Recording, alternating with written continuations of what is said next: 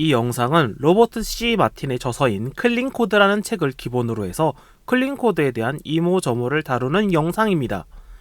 오늘은 이름에 대해서 짧고 굵게 이야기를 해볼 거예요.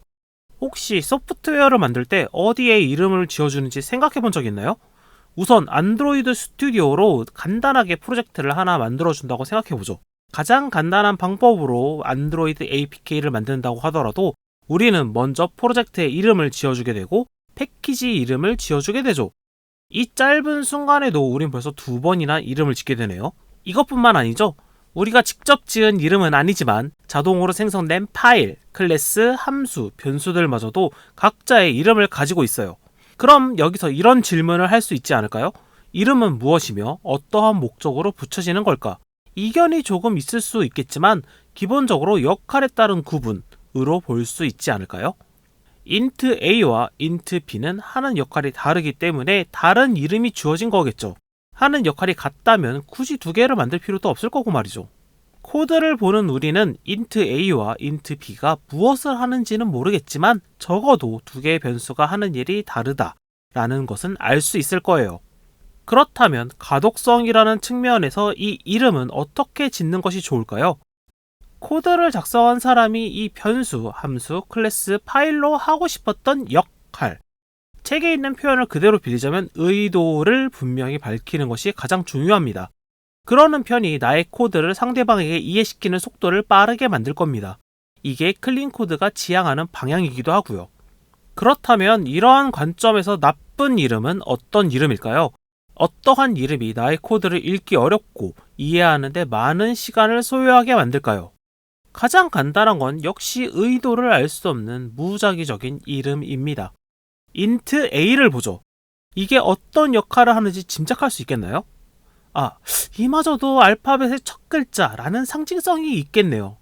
그렇다면 int sjkd는 어떠신가요? 이게 뭘 하는 변수인지 전혀 짐작도 안 가겠죠? 기본 중에 기본이지만 이름은 의도를 분명히 밝혀야 합니다. 위와 같은 변수는 보자마자 생성된 시점으로부터 지난 일수의 역할을 하리란 걸 알 수 있죠. 물론 이런 이름도 나쁜 이름으로 만들 수 있습니다. 위에 들어가는 변수가 내가 먹은 햄버거 개수를 체크하는 것에 사용된다면 나쁜 이름이겠죠. 물론 불필요할 정도로 과하게 상세한 네이밍도 피할 필요가 있습니다. 예를 들면 가스스테이션 디럭스라는 앱을 만드는데 이 안에 있는 모든 클래스 이름의 앞에 GSD라고 붙이는 행위는 굉장히 비효율적인 일이죠. 모든 클래스의 이름이 G로 시작하니까 찾는 것조차 어려워지겠네요. 일반적으로는 짧은 이름보다 긴 이름이 좋지만 의미가 분명하다면 이를 생략하는 것도 필요한 셈이죠. 이런 기능적인 부분 말고도 편의성적인 측면에서의 나쁜 이름도 있습니다. 발음이 어려운 이름, 검색이 어려운 이름이 바로 이런 케이스인데요. 책에서는 이것과 숫자 7이 그 예시로 사용되고 있습니다. 이거 어떻게 읽나요 진짜? 아마 generate에다가 연, 월, 일시, 분초를 의미하는 ymdhms를 합친 것 같은데 이 의도대로 읽는다고 쳐도 ymdhms 같은 너무 긴 단어가 되고 읽기도 힘들겠네요. 책에선 나름 기지를 발휘해서 제니아 무담즈라고 읽었다는데 이마저도 외우기 쉽지는 않겠어요. 이러한 이름을 제네레이션 타임스탬프처럼 고쳐준다면 읽기도 편하고 기억하기도 쉽겠죠? 검색이 어려운 이름이라는 부분은 현업 종사자로서 가장 공감이 가는 파트였는데요.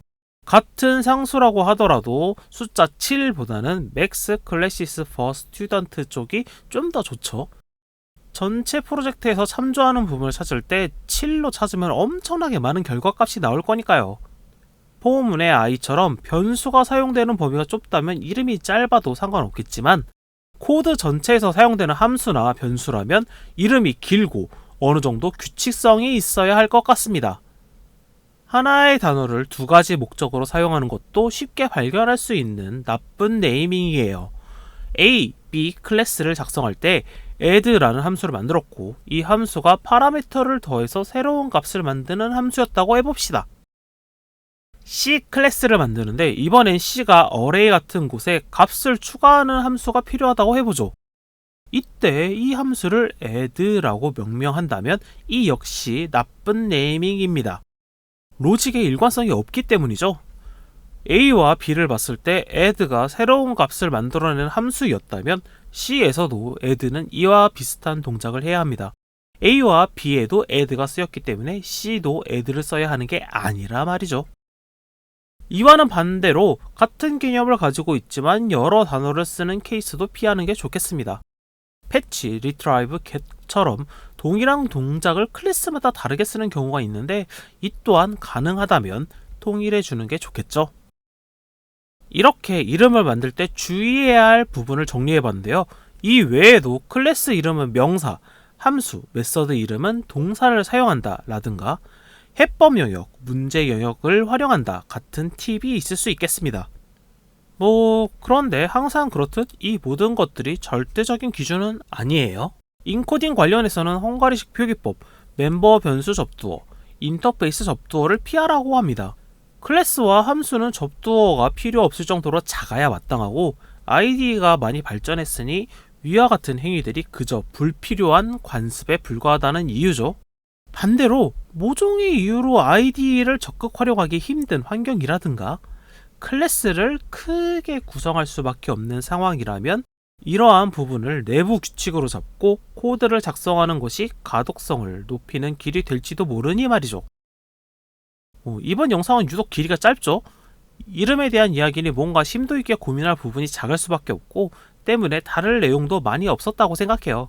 하지만 우리가 코드를 보면서 가장 처음으로 고민하게 되고 가장 많이 보는 것이 바로 이 이름인 만큼 한 번쯤은 고민을 하고 넘어가야 하는 부분이 아닐까 싶습니다.